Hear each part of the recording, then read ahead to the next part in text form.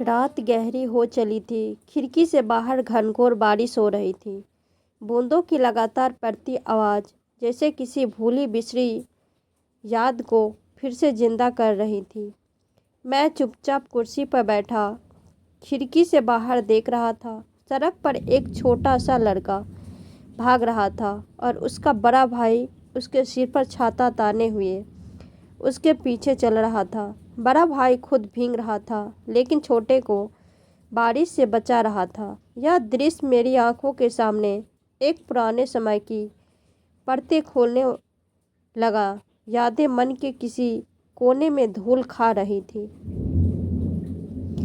लेकिन आज वे अचानक जिंदा हो गई। मैं बचपन 55 साल का हो चुका हूँ। मेरा बड़ा भाई मुझसे 4 साल बड़ा है। बचपन में हम दोनों की दुनिया एक दूसरे के बिना अधूरी थी। साथ खेलते रहते, लड़ते, फिर उसी जोश में गले भी लग जाते। माँ की मीठी डांट हो या बाबूजी की सख्ती, दोनों ने हमें कभी अलग नहीं किया। बचपन की वो निर्छल हंसी, वो तकरारें, वो साथ बिताए हुए पल, सब कुछ जैसे किसी पुरानी किताब की तरह फिर से खुलने लगा। लेकिन फिर एक झगड़ा हुआ और सब कुछ बदल गया। 25 साल पहले की बात है। घर के भीतर एक ऐसी बहस हुई जो धीरे धीरे तकरार में बदल गई। उस समय यह सोचा भी नहीं था कि यह एक झगड़ा हमारे रिश्ते को इस हद तक दूर कर देगा कि हम एक दूसरे से नज़रें चुराने लगेंगे। पहले बातचीत कम हुई, फिर बंद हो गई। त्योहार पर भी बस औपचारिकता निभाने लगे। धीरे धीरे एक समय ऐसा आया जब हम दोनों के बीच सिर्फ खामोशी बची। एक अहंकार, एक अदृश्य दीवार खड़ी हो गई जिसे पार करने की हिम्मत किसी ने नहीं की।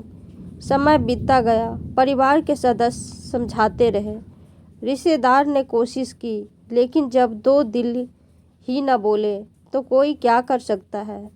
हर त्योहार, हर खुशी अधूरी लगती थी, लेकिन जिद ने हमें जकड़ रखा था।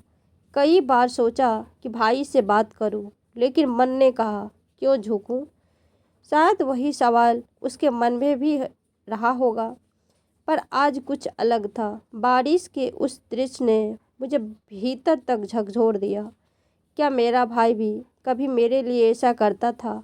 हाँ, न जाने कितनी बार। बचपन में स्कूल जाते समय वह मेरा बैग उठाकर चलता, बारिश में भीगते हुए मेरा हाथ थाम लेता, हर मुश्किल में मेरा सहारा बनता। और मैंने क्या किया?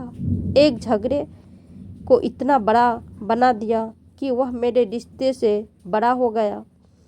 मैंने तय कर लिया कि अब यह सब और नहीं।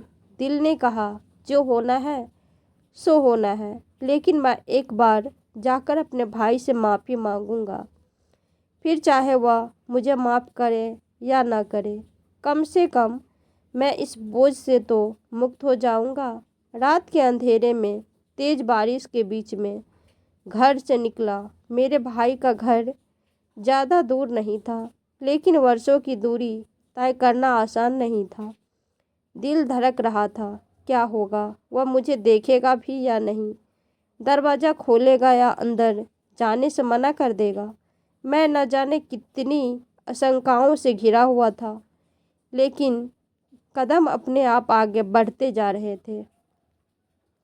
जब मैं उसके दरवाजे पर पहुंचा तो देखा कि वह बाहर अपनी कुर्सी पर बैठा अखबार पढ़ रहा था। वह वही पुरानी कुर्सी थी जिस पर बैठकर वह अक्सर शाम की चाय पिया करता था। मैंने गहरी सांस ली और आगे बढ़ा।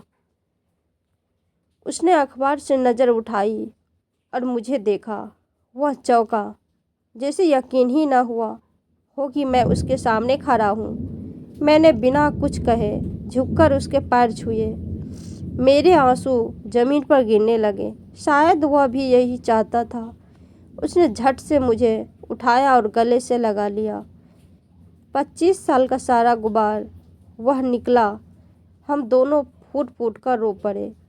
आसपास के लोग भी खड़े होकर देख रहे थे, लेकिन हमें किसी की परवाह नहीं थी। यह वो पल था जिसे शब्दों में बयान नहीं किया जा सकता। यह माफ़ी का पल नहीं था, यह प्रेम के लौटने का पल था। रात बीत गई। सुबह हम दोनों एक ही टेबल पर चाय पी रहे थे, ठीक वैसे ही जैसे बचपन में पीते थे। माँ हमेशा कहती थी, भाई से बड़ा कोई रिश्ता नहीं होता। आज उनकी बात पूरी तरह समझ में आ गई थी। जिंदगी बहुत छोटी होती है। अहंकार आपको आदतों से, अपनों से दूर कर देता है, लेकिन जब तक सांसें चल रही है तब तक रिश्तों को बचाया जा सकता है। माफ़ी मांगने वाला छोटा नहीं होता और माफ़ करने वाला कभी बड़ा नहीं होता। उस रात मैंने प्रेम को चुना, नफरत को नहीं, और उस एक निर्णय ने मेरी पूरी ज़िंदगी बदल दी।